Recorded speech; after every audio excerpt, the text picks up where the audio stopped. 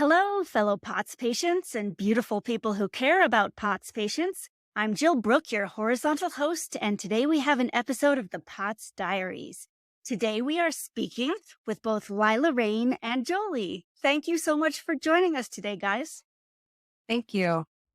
So let's start with some of the basics. Can you just tell us where you are, how old are you, some easy, quick demographics? I'm 16 years old and I live in Ontario. So Canada, right? Do you want to share your age, Jilly? No, I'm 46. Okay. And tell us, what are your favorite things to do? I love doing like crafts and painting, and I love to play music. I do the piano and guitar. And then I also love doing horseback riding. Oh, awesome. What are your favorite types of songs to play on piano or guitar? I like doing Disney songs. Well, me too. I have the Disney ukulele book that I'm trying to get through, and they're the best. Okay, what about you, Jolie? What do you like to do? I like to do gardening and I like to help the kids too. They make cards for seniors, so we deliver them to seniors' homes. I love that. Oh. Can you tell us more about your kids and more about cards for seniors? I've never heard of that. Yeah, just my kids have been making cards from home for the last few years. They've made over 3,000 cards and then they deliver it to local senior homes around here. And they just make smiles on the senior spaces. Oh my gosh, that's so nice. Do you do that too, Lyla?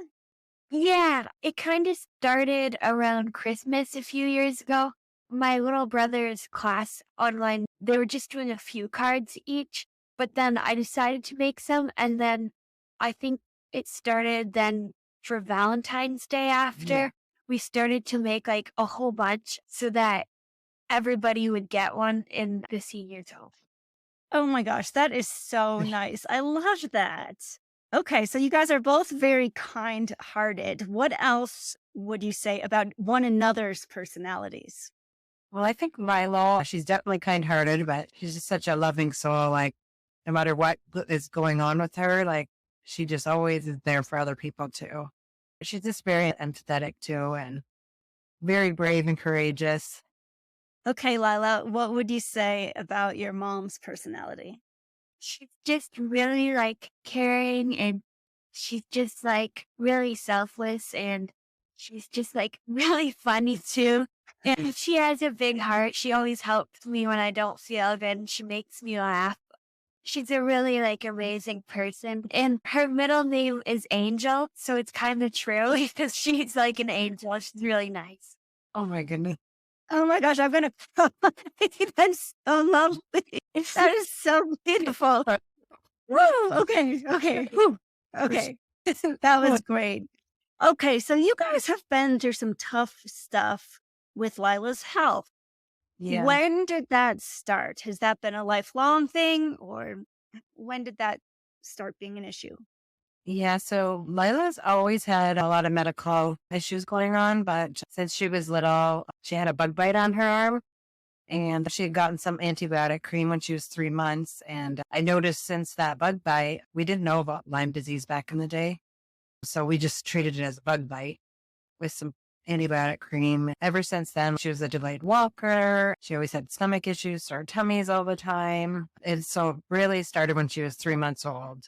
But it took until 3 years ago. Yeah, to actually, after years of, going to doctors and saying, what's going on with her? She has a sore tummy, getting pushed aside to, it's just puberty, right? Or growing pains or so I just had to be firm and say, you know what, this isn't normal. I have 3 other kids and I know this isn't normal.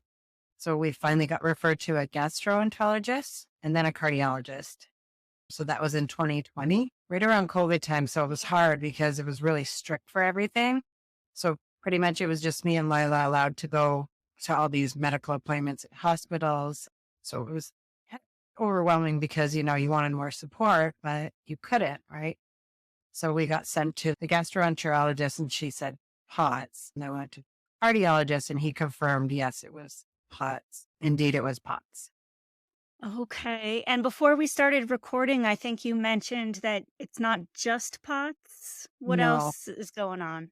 So she also has hypermobility. She's got asthma. She's got gastroparesis, IBS. She's had mild neutropenia. She also has anxiety and OCD. So like all these things in clustered together. So it's been a lot like scope, and she's going in a few weeks for another scope because the gastroparesis has gotten a lot worse. But yeah, it's just feels like it's been forever Yeah. and it's hard seeing your daughter go through this, being so young when you see everybody else's kids, being normal and our normal. We don't know what each day is going to bring because there's so many different things going on. But I had to push because I knew like her stomach thing wasn't normal. Like after she ate, she felt like she was going to vomit all the time. And so we got sent for some gastric emptying tests. Wow. So 3 months is when that tick bite maybe started Yeah. everything? Yeah. So Lila, it sounds like you've really never had a life where you didn't know all these things. But what does it feel like to you as somebody who's had them from the start? Well, I went like a long time just thinking it was normal. And I've met like a lot of people who are like, before I was diagnosed, who are nice, but like, you will obviously run into the people who won't believe you and stuff. Yeah, I had like when I was little, somebody who told me, because I would never feel good and stuff at school. And somebody said, "Oh, you're just making this up." She basically called me like the boy who cried wolf in front of like the whole entire class. And it was really embarrassing. And it's just something you don't forget when you're a little kid and someone says that to you in kindergarten. It's not really nice. Wow. Yeah. And I think what I've heard from a lot of people, and I'd be curious if you think this is true, which is that like the physical pain and the physical dysfunction, that all sucks. It super sucks. But the thing that's even tougher is the psychological part and the people treating you poorly and not believing you and all that. Is that your experience? Yeah. Another thing I noticed, like a lot of people are like, well, if you look fine, you must be fine. Or people don't understand that kids and teens can have stuff wrong with them as well. Cause people would always say to me, "Oh, well, you look fine," or "You look really healthy," but you can't really like see inside of somebody. Yeah. So, with all of this going on, what would you say are your worst symptoms that bother you the most? Like the stomach, and then also not being able to do too much, and then losing my vision a lot. And then, yeah, just like the stomach's really bad. Is that from the combination of like IBS and gastroparesis stuff, you think, or you're still figuring that out? Yeah, I think it's from that because the problem is like I'm supposed to drink a lot for like the pots, but then it'll hurt my stomach because the gastroparesis and I can't eat and drink too much. So it's kind of hard. Yeah, all the competing needs, right? One Yeah. syndrome wants you to do A, and the other syndrome wants you to do the opposite of A. And yeah. So, have you found anything that really helps you feel better? Rest helps. Swimming, I find that's good for my body and I don't get too tired from that. Also, like Gatorade and horseback riding's really good too because it's physical too because you're using your legs, so it's like a little bit of a workout. And then also it's good for like the mental part of it. Oh, so all the sitting upright and bouncing on the horse is fine. That works for you? Yeah, it's sometimes like I get a little bit out of breath and dizzy, but it's just really fun. Wow. So, what kind of horseback riding do you do? Well, I just started, so I'm still kind of learning. I started in the fall, but it's really fun. Oh, that's so exciting. Wow. So, can I ask how it works with your siblings or with your other kids? Is it difficult because you might have some kids who want to do some activities that aren't super compatible with POTS and EDS? Does it become a family challenge? Well, we always include Lyla in everything we do. What we do is we'll go to the golf course, but I'll rent a golf cart.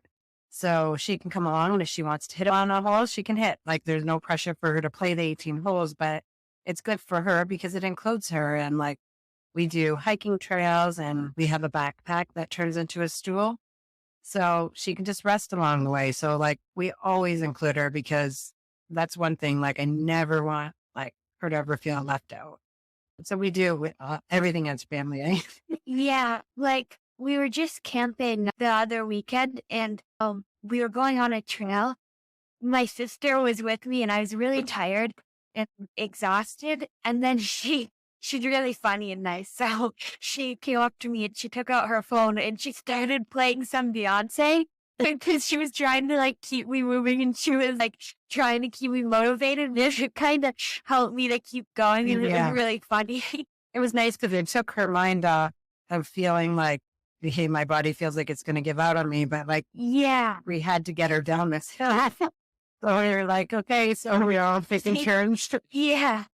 That's beautiful. That's awesome. That's what I love about her because even if she feels like her body is failing her, she doesn't give up. The doctor has said to her, like her asthma doctor, he said, can you run a football field or a soccer field? And then she said to him, you know what? I like to think I could do anything that I want to do. It's whether or not my asthma is going to affect me or my POTS and my legs, but Yeah. she likes to try everything. Oh, that's fantastic. And I know that I always like it when the people around me don't let, if I'm having a difficult time with something or I'm starting to get into a bad mood or if I'm in pain, I like it when they just keep their energy high and they just keep joking. And I kind of say, just keep doing your thing. Don't let me pull you down because you'll pull me up eventually if you just keep joking and being silly. And it sounds like your siblings do that for you. Yeah, Yeah. even my little brother, he's 13 and he's so cute. One time he saw her lose her vision and walk into the wall. I mean, we don't know, but it wasn't laughable at the time, but he's so concerned about her, like all the time watching when she's getting up, changing positions, because that's things people don't think about, right? Like how lucky you are to have your vision because before her medication, she was losing her vision like 20 to 30 times a day. So now her brain has trained her area around her.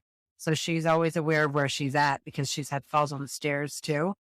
But her brother is really, really good. And he knows if she's tired, he'll run, get her Gatorade, get her a salty snack. So he's younger, but he cares a lot for her too. Oh, that's wonderful. So what about at school? Are people this kind at school? You had mentioned that for a long time you had gotten, accused of being the boy who cried wolf or faking it. Now that you have actual diagnoses, i.e. like proof that this isn't the boy who cried wolf, has it gotten easier with people at school? Well, I do homeschool now. It's called ILC, and I find it works way better for my situation. That way I can like take it at my own pace. But a lot of my friends have been like really supportive. What's the best support that a friend could give you these days? Well, just like hanging out with me still and treating me like I'm normal because I don't like when people act as if I can't do something because I'll still try to do the same things that everybody else does. But it's really nice when people come over and I'll have friends hang out in my backyard with me and we'll like do crafts or go swimming. Oh, that sounds great. So it sounds like you've really figured out how to make a lifestyle work between the school and the socializing, the crafts, the swimming pool. It sounds like you have a pretty good thing going. Yeah. Did it take a lot of trial and error and figuring out to get there? Well, Yeah. yes. Do you want to share any of that? What do you think? Yeah, just like when she first got her diagnosis, it was hard because her asthma was acting up too. So we had to put a little bit on hold for a while. And plus it was COVID too. So everything was shut down. But Yeah. we just had to like slowly figure out what wasn't going to be too hard on her and stuff. And now I think now we're in a good spot. Like we know when her good days are, when her not so good days are, when she can't push her body, she needs rest. But it's much easier now. And now we just do our own thing. Like we figure people are going to either support us or not support us. That's when you find out who your true friends and family are, right? Yeah. Because it's not like our fault. Like sometimes if she's having a rough day, we have to cancel plans. So that was a struggle for a while because you'd have plans with friends or family and then you have to cancel right away. And it's hard for people to understand because if you look at her, she looks normal, right? But that's not how it works with these illnesses. So yeah, it took a lot of years, but now we're at the point where like, you know what? People are either going to accept us or they're not. Yeah. We can only do so much. Yeah, that sounds like a smart thing to learn early on. Is there anything else you wish you had known sooner about all of this?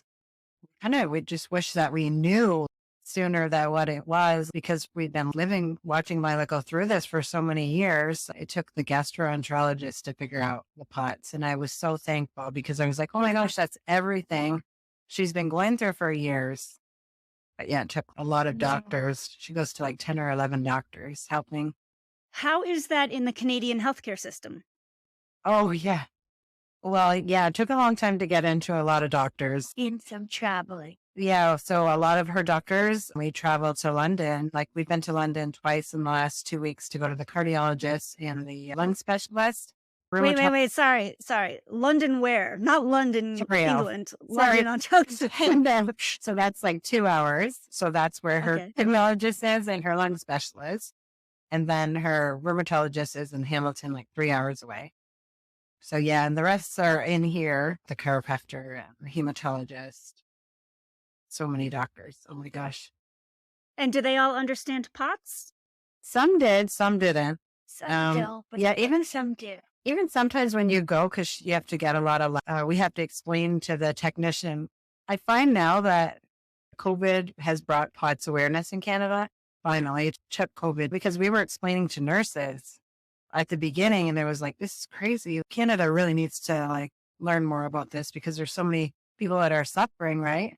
But now I'm finding, don't you find that more people are finally understanding? Yeah. So has there been anything positive that has come from this? Any silver lining at all? I think just like knowing that it's not made up. Once I got my diagnosis, it felt like more of a relief to know that I wasn't just making things up or it wasn't all just fake.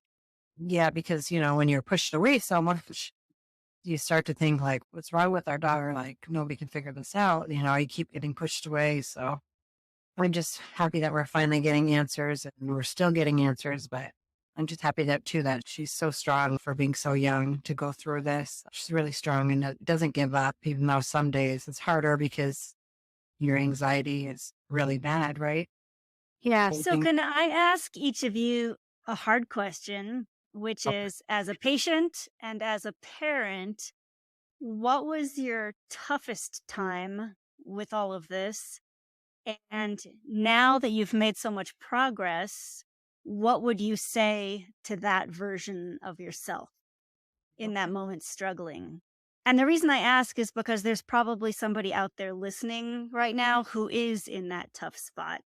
Yeah. So the beginning is really, really challenging and isolating because you have to cancel. Well, in our case, we had to cancel a lot of things because we didn't know what was going on with her. And there was a lot of unknown answers. And unfortunately, at the same time, we found out it was COVID. So we were like real isolation and I didn't want to get her sick, right? More sick than she already was. So I was being really cautious. And I found, though, that reaching out to support groups, and I think that's good for parents to find other parents going through it, because I have met so many amazing people from all over the world that all the same diagnosis that she has, like all the list goes on, they all have the same. And it's been really helpful to not feel alone, because when you try locally to find people to relate to, it's hard because I haven't really found anybody that has all the same things that she has. So always looking like resources online have been a huge help to us and really made a difference, because from feeling isolated years ago to now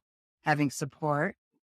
And I did find an online therapist too, who deals with chronic illnesses such as gastroparesis and IBS. So she's been a huge support, helping me like being a parent to a child with chronic illness. So those kind of supports, I would tell new parents, like, you really should look into that. The online support is a huge thing if you can't find anybody that's in real life near you going through the same things. What about you? Yeah. What about you? Oh, could you Want me to ask the question again? Yeah. So I'm wondering, what was the toughest moment of this whole journey? And if you could talk to that version of yourself when you had been there, is there anything that you would say to that person? It would probably be around the time where that doctor said to me, basically, he said it was all made up in my head. And he poked me in the arm and he said, "This probably hurts, doesn't it? Because any little thing in your mind will just feel way worse than it actually is." And then, so that night, I was just really upset and I was kind of like mad and stuff because then I was having anxiety. Well, is it actually in my head? But I think I would like tell the other people who are going through the same thing to not doubt yourself, in that don't have anxiety and waste time worrying about what other people say, because it doesn't matter, because they're not you and they don't know what's going on inside of you. So honestly, they just don't know. Oh my gosh, that's so wise and so strong. I'm so impressed with you. I mean, I know that when I was kind of going through that, I at least had the benefit of being older and I had already accomplished kind of a lot of good stuff in life. And so I had what should have been a good foundation of like self confidence. And it tore me down so much. And I became such a shell. I had no confidence, no self esteem from just questioning myself like that. And I don't know how you do it at such a young age. And I'm really impressed. And I'm so happy that you had the strength to get through that. Could I ask you a little bit more about some of your GI issues? Because I know so many POTS patients have the same ones as you. Can I just ask, what does food mean to you? Because to most people, food is joy and entertainment and fun. And is it that to you or no?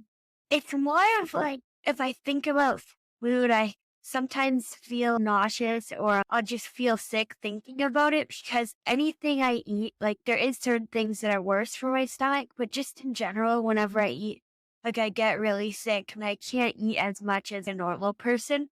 And then also just like sometimes even looking at food, like I'll feel sick because all I can think about is not feeling good whenever I eat. And it sucks too, because sometimes, like, when it's your favorite meal and you really want to eat and you just want to have a lot of it, I just can't, because I feel so sick. And then I feel bad too if I can't eat, because I don't want to waste food too.